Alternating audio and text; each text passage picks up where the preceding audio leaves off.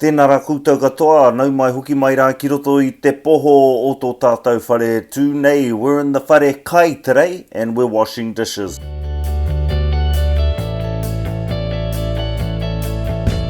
Today we're going to get into the vocab. Dishes.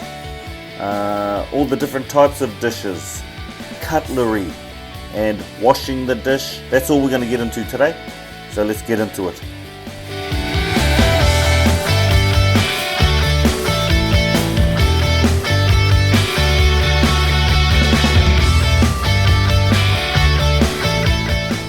Pune. What you eat your ice cream with. Paper spoons. Pune. Okay? Pune. Poka. Poka. Naihi. Naihi. Kapu. Kapu. Oko. Bowl. Preti. Preti. Horoia te pune. Horoia te pune. Horoia te pune.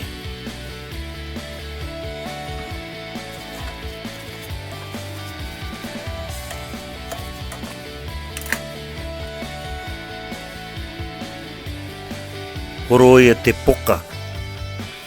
Horoia te poka. Horoia te poka.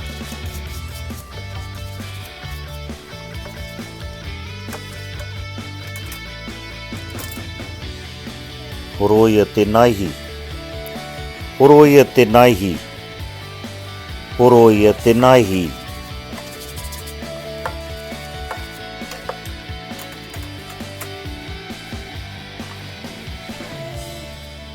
Horoia te oko.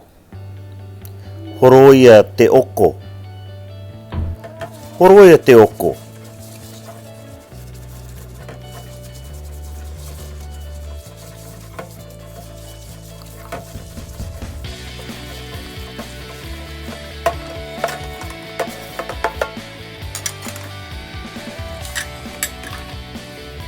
Horoia te preti.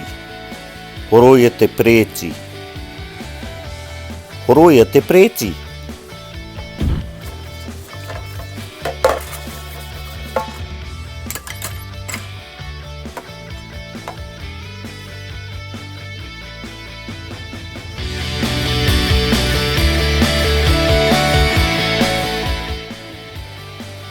Horoia te pune. Horoia te poka. Horoia te naihi. Horoia te preti. Horoia te oko. Horoia te kapu. Horoia ngā rihi.